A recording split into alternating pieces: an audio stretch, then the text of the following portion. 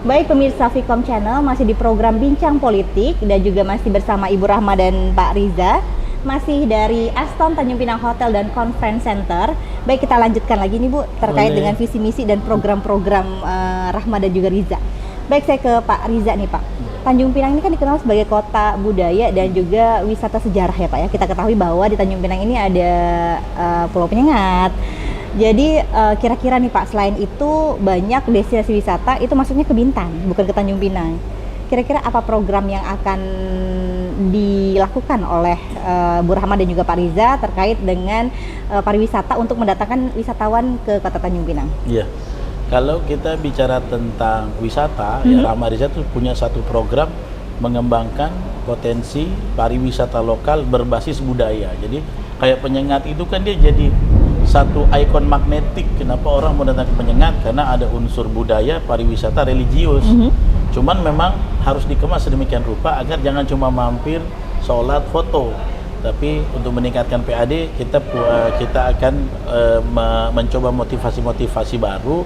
Bagaimana nanti turis-turis itu mau datang ke sini dan kita usahakan bisa menginap di sini, lempar dolarnya di sini supaya memajukan kesejahteraan ekonomi masyarakat sekitar dari segi pariwisata. Dan saya dan Ibu Rahma juga berkonsultasi dengan beberapa konselor pariwisata yang sudah lama berkecimpung di dunia itu di Thailand. Ya, dan kebetulan memang ayahanda kami sendiri almarhum itu dulu beliau adalah asisten manajer di BRC. Jadi saya dari kecil itu sudah tahu pasar oleh-oleh, wisata, konsep-konsepnya ada tersangkut di sini. Nanti kita akan buat beberapa ikon-ikon. Contohnya apa? Ternyata setelah saya observasi, walaupun ini butuh data lebih dalam lagi ya, banyak daerah-daerah memancing, spot-spot memancing yang bagus ya. Kemudian saya banyak dapat masukan bagaimana kalau nanti terpilih bikin program-program outbound yang biasanya kan orang ke Lagos, orang ke Bintan. Kita bikin di sini ya, tentunya kami harus bersama Ibu Rahma pertama mencari lahannya gitu ya. Bahkan sampai sempat terpikir dengan beberapa praktisi pariwisata, bisa nggak ya kita mau cari regulasinya kalau Pemko itu memberdayakan tempat pariwisata lokasinya misalnya di Bintan tapi sharing profit. Nah itu sampai kita pikirkan, karena sejujurnya memang tantangan pemimpin Tanjung Pinang, dia mau bikin pariwisata ini dan itu tapi lahannya terbatas. Lahannya, baik, nah, keterbatasan lahan, aset Pemko yang ada, banyak motivasi yang akan kita buat. Yang kedua, supaya orang mau banyak datang, memang harus ada penguatan sejarah budaya. Nah, ini yang anak-anak kita, adik-adik kita sekarang udah mulai memudar itu konsep mereka tentang budaya. Saya beberapa hari lalu dengan serius meminta nasihat sampai ke Istana Bilik di Penyengat, ketemu dengan para pewaris zuriat, generasi zuriat. Itu memang mereka mendukung kalau Rahma Riza serius untuk menguatkan nilai-nilai budaya. Yang konkretnya budaya itu bukan hanya jadi seni, jadi festival. Bahkan tadi yang saya sampaikan, seriusnya Rahma Riza, kami akan jadikan jantung budayanya orang Melayu yaitu Gurinam 12 untuk menjadi modul ajar di sekolah-sekolah.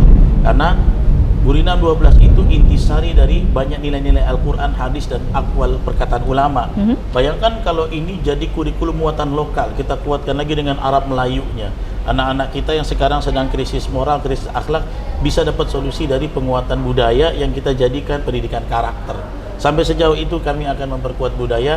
Bukti Rahma Riza memang prioritas cinta dan mengutamakan pengembangan budaya di Tanjung Pinang. Baik, luar biasa sekali itu untuk mendatangkan wisatawan Pak ya. Tentunya juga akan berpengaruh kepada perekonomian daerah. Ini kalau terkait kita berbicara ekonomi nih Bu Rahma, meningkatkan kapasitas dan daya saing UMKM nih yang sudah Ibu lakukan, apakah akan dilanjutkan atau ada gebrakan baru untuk tahun-tahun mendatang?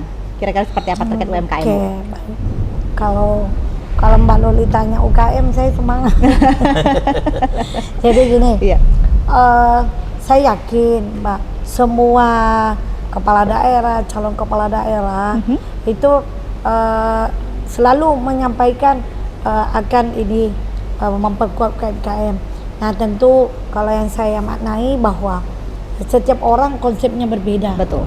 Kalau di saya syukuri karena di saat saya punya gagasan, terobosan, disambut baik dengan UMKM karena dia juga merasa sentuhan pemerintah itu menjadi spirit baru, semangat. Mereka membutuhkan bahwa tidak hanya sekedar pelatihan, Betul. tidak hanya sekedar antarkan dia pergi dapat modal, tapi bagaimana hadirnya pemerintah dari hilir, biasa saya sampaikan, dari hilir sampai ke hulu atau hulu ke hilir totalitas kita bersama. Nah, alhamdulillah terbukti Mbak, begitu masifnya hari ini perkembangan UMKM, UKM maupun IKM, ditandai dengan apa? Lahirnya bermacam-macam kuliner yang dikemas sedemikian rupa, bahkan mereka bisa buat bazar. Karena kan kalau buat bazar tentu kan tidak bisa disebut bazar kalau hanya perorangan. Betul. Artinya hanya satu tenda atau berapa. Tentu menghadirkan dalam bentuk komunitas UKM itu satu tanda bahwa kemajuannya ada, walaupun belumlah maksimal. Jadi karena saya punya cita-cita ke depan, Tanjung Pinang ini jadikanlah kota kuliner. Karena itu juga satu mendukung wisatawan maupun dari luar maupun domestik. Tentu dia senang kalau ke Tanjung Pinang karena banyak kuliner dan harganya terjangkau.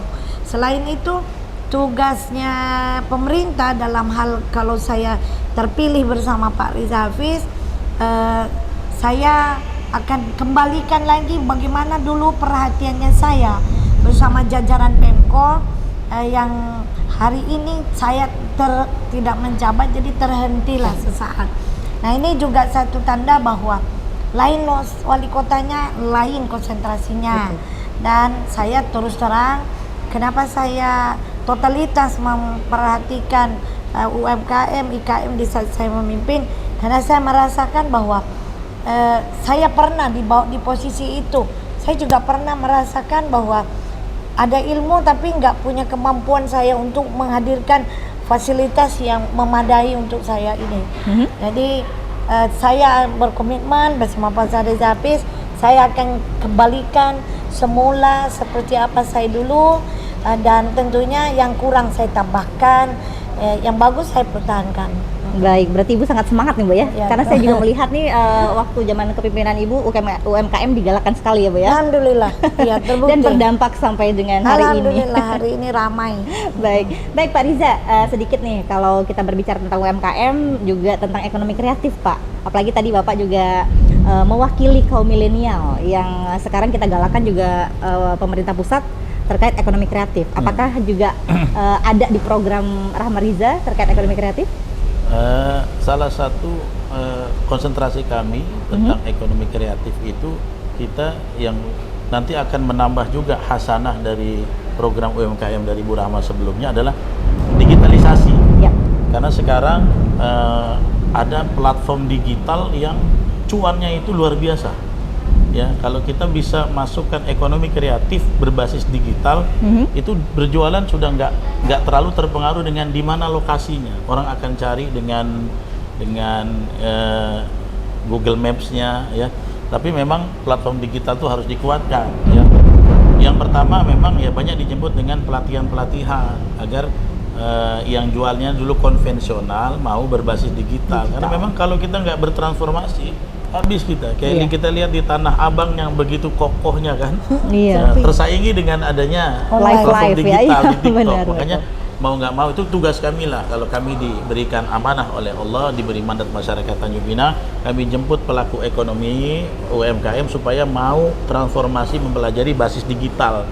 Karena kalau tidak kita ikut dengan itu, kita tergerus dengan arus zaman. Itu yang akan kita perkuat. Begitu juga tentang pemasarannya di situ kan, ada yang pemasaran tinggal hanya butuh posting menggunakan FB Ads, bahkan orderannya bisa sampai ke kota yang luar kalau bukan makanan, food and beverage ya. Maka itu yang akan kita kuatkan berbasis digital. Cuman ada satu pilar yang harus kita perhatikan, kita pemerintah harus betul-betul menggiring masyarakat jadi smart user. Kita pengen jadi digitalisasi UMKM tapi belum bisa jadi smart user. Macam mana mau jualan? Buka Instagram aja tak bisa. Betul. Bagaimana cara pesan orderan? Nah, itu yang mau kita jemput. Ya. GoFood. Iya, Berarti- GoFood dan apa Iya, itu kan betul, semua sudah ada aplikasi. Bu Rahma di periode pertama akan diperkaya dengan digitalisasi UMKM. Baik, berarti pemanfaatan digitalisasi untuk jangkauan lebih luas lagi Iya. ya Pak ya. Baik, saya kembali ke Ibu Rahma. Nih Bu, kita ketahui bersama nih di luaran lagi booming nih terkait dengan pada tahun 2024 yang lalu Tanjung Pinang mengalami defisit anggaran hampir 100 miliar. Ini menurut Ibu kenapa bisa terjadi dan bagaimana cara mengatasinya? Baik. Jabatan saya itu berakhir di bulan September 2023. Setelah saya selesai masa jabatan, ada pembahasan APBD perubahan. Pembahasan APBD perubahan sudah dimulai dengan pemerintahan yang baru. Artinya seluruh pembahasan yang berkaitan APBD perubahan saya sudah tidak ada di dalam pemerintahan. Setelah perubahan ini selesai, maka lanjutlah kepada pembahasan APBD murni 2024. Saya juga sudah selesai pembahasannya. Pembahasan APBD murni itu disahkan setiap akhir bulan November. Nah, artinya pengalaman yang pernah saya jalani bahwa kita dituntut bagaimana mampu mendesain APBD ini, tentu tidak boleh besar pengeluaran daripada pendapatan, karena dalam nanti perjalanannya walaupun sudah disahkan antara pemerintah sama DPRD, masih ada tahapan satu kali lagi untuk menunggu perhitungan rutin dari satu lembaga keuangan. Nah, dari nanti lembaga keuangan ini menyampaikan sama nggak dengan estimasi yang kita masukkan ke dalam belanja atau struktur APBD murni yang sudah disahkan. Nah, jika terjadi selisihnya terlalu jauh daripada estimasi waktu kita masukkan ke dalam ini rencana kegiatan 2024, maka itu salah satu penyebabnya terjadilah defisit. Ibaratnya nih Mbak, kita hanya punya duit 1 juta, ternyata belanja yang sudah kita rencanakan ini ada ini perbedaan, ini hasil perhitungan lembaga keuangan ini, maka tentu akan berdampak kegiatan yang sudah disahkan. Kalau dipaksakan dikerjakan, maka tentu tidak ada nanti anggaran untuk bayar. Nah, kalau sudah tidak ada anggaran untuk bayar, maka selain defisit jadi tunda bayar. Nah, dua istilah ini betul-betul harus kita pahami. Jangan sampai adanya perhitungan estimasi, karena di dalam perencanaan APBD murni itu Mbak, kita kan berangkat dari ini setahun sebelumnya. Kalau misalnya nih ada yang namanya silpa ya.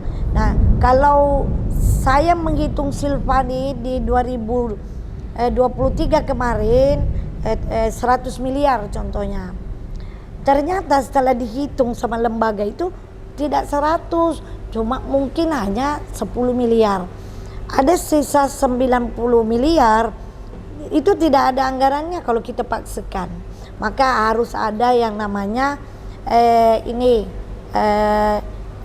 defisit itu yang menjadi utama, harus kita mampu mengurangi lagi. Nah, defisit itu kan ibaratnya apa ya? Sesuaikan dengan kemampuan APBD. Kalau kita paksakan tunda bayar, kalau tunda bayar itu kan istilahnya hutang lah ya, sudah dikerjain tapi tak bisa bayar, tunggu lagi proses berikutnya. Nah, ini saya juga termasuk ini yang aktif baca di media. APBD Pemko selain terjadinya tunda bayar, ternyata juga mengalami defisit yang luar biasa. Nah, ini kembali lagi bahwa saya bukan ahli daripada ahli dari semua apa yang saya hadapi. Tapi saya menghormati, meletakkan delegasi kerja ini, kan saya didampingi dengan kepala dinas, sekda, saya sebagai manajer. Tetapi alhamdulillah di saat saya memimpin selama lebih kurang 3 tahun, alhamdulillah kita tidak pernah mengalami tunda bayar dan defisit. Pernah, tapi itu pas lagi COVID itu berlaku secara nasional. Tetapi yang bersifat ini di daerah, alhamdulillah tidaklah terjadi sampai puluhan miliar. Karena ini mengganggu jalannya ini rencana 2024. Baik, berarti intinya jika tidak ingin terjadi defisit itu berarti bagaimana cara mendesain programnya disesuaikan desain dengan anggaran itulah yang ada. yang menentukan ini kegiatan selama 1 tahun. Nah, ini tetapi tentu saya juga syukuri bahwa jujur dengan pengalaman yang tidak seberapa, saya tuangkan dalam bentuk bahwa saya mengibaratkan kalau saya ini ibu, tentu bagaimana pengalaman saya mengelola keuangan rumah tangga saya. Tidak ada utang karena memang kebiasaan saya menghindari utang. Alhamdulillah APBD yang saya kelola pun tidak ada utang. Yang kedua, bagaimana saya mendesain ini harus cukup, tetapi kegiatan masyarakat sama namanya hak-hak pegawai, karena ada pegawai yang bergantung juga di dalam APBD ini, jumlahnya lebih kurang 6.000 waktu itu. Izin Allah tidak pernah terjadi sesuatu hal yang timpang. Masyarakat Tanjung Pinang tetap terpenuhi yang namanya insentif, yang namanya kewajiban-kewajiban yang berkaitan dengan masyarakat. Alhamdulillah jalan. Masa pegawai juga selama saya memimpin, baik dari saya sejak COVID sampai selesai, alhamdulillah sama sekali saya tidak pernah mengurangi haknya pegawai yang disebut TPP. Kenapa alasan saya tidak mengurangi? Karena saya berharap melayani masyarakat dengan senang hati, dengan baik, karena hak-haknya saya jaga, gitu loh. Begitu juga masyarakat, saya tetap jaga antara keseimbangan ini harus sejalan. Alhamdulillah buktinya bantuan-bantuan bersifat masyarakat tetap dapat terlaksana dengan baik dan lancar. Insentif tidak ada bayar lambat. Biasanya TPP ibu lebih juga sama. Teliti ya Bu ya. Iya, karena itu Lebih tadi detail. manajemen jalan. Baik, terima kasih Bu Rahma atas penjelasan terkait defisit tadi anggaran. Semoga ke depan tidak terjadi kembali ya Bu ya. Baik, saya kembali ke Pak Riza terkait dengan masa kampanye. Jadi kan udah banyak nih, udah berapa lama turun-turun ke masyarakat, sudah menimba aspirasi dari masyarakat itu apa sih keluhan-keluhannya. Jadi masih semangat ya Bu ya? Masih tetap semangat. Iya, Jadi harus semangat. Baik. Jadi ini untuk di masyarakat sendiri nih Pak, banyak beredar terkait dengan money politik. Seperti apa Pak pendapat Bapak? Ya, memang ini yang harus kita lawan bersama. Inilah yang bisa menghancurkan integritas ya dalam satu pemerintahan. Jadi pertama dalam perspektif Islam ya, kalau saya biasa ngajar di pengajian, memang ya dampaknya sangat besar terhadap stabilitas kehidupan, makanya ancamannya ngeri. Ya, oleh karena itu buat para pemirsa yang menyimak, jauhi yang namanya money politik, karena kata Nabi ar-rashi wal mustarshi finnar, yang nyogok dan yang terima sogok, dua-duanya masuk neraka.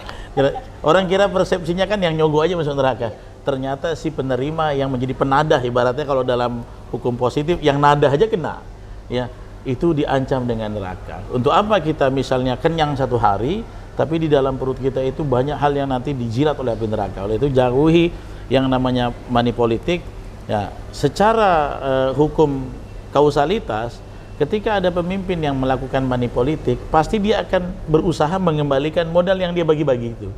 Bayangkan kalau gaji tunjangan tidak cukup, dia harus kembalikan satu kepala 300.000 secara kumulatif, gajinya nggak cukup, dari mana dia ambil? Dia akan akali anggaran negara.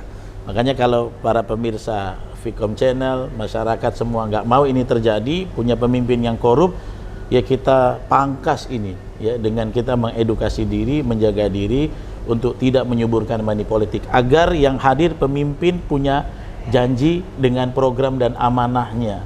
Karena kalau hitung-hitungannya keluar uang, dia akan mau balik uang. Lebih bagus ikat kami dengan program supaya itu jadi beban amanah kami dunia dan akhirat, dan kami tidak terbebani memperjuangkannya, begitu kan? Baik, terima kasih. Ini kalau Bu Rahma nih Bu, apakah setiap turun ke masyarakat sekalian mengedukasi masyarakat terkait money politik? Iya, karena hari ini memang sangat inilah ya, sedih juga sih kita, karena ini bisa mempengaruhi hasil dari pemilihan kepala daerah itu. Dan pengalaman saya 2 tahun, pengalaman saya 3 tahun, ada hal yang paling berat yang harus kita pertahankan, yaitu menolak daripada perilaku korupsi. Nah, hari ini jika kita tersandra dengan ada upaya kita menyogok orang, tentu kan tak sedikit Mbak, itu bisa capai sekian miliar. Nah, bagaimana cara mengembalikannya? Pengalaman saya, kalau kita mau jadi kepala daerah, kita nggak akan pernah kaya. Tapi kalau mau kaya, maka tak cocok jadi kepala daerah, karena itu yang betul-betul yang saya rasakan.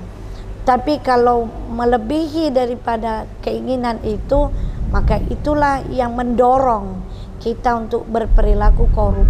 Karena sekali aja, tentu itu akan menjadi ada yang kesekian kalinya. Jadi yang paling berat untuk kita duduk sebagai pemimpin, berani menahan diri, berani menolak, dan saya merasakan nikmat Mbak, karena jika saja saya hari ini melakukan satu tindakan yang disebut perilaku korup, maka sudah tentu saya tidak ada di pemilihan kali ini. Karena alhamdulillah saya pernah ditakdirkan Allah jadi anggota DPRD selama 3 tahun. Saya juga pernah wakil wali kota.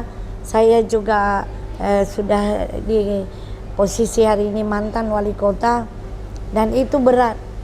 Jadi bantulah kami sama Pak Ustadz Riza menjadi pemimpin yang amanah. Semoga masyarakat memaklumi bahwa saya mantan wali kota, tapi jujur saya hanya apa adanya, bertahan dengan berjuang tetap di jalan yang benar. Walaupun itu tak mudah, tapi saya selalu yakin Allah akan menyertai perjalanan kami semata-mata untuk menjemput kebaikan masyarakat Tanjung Pinang 5 tahun akan datang.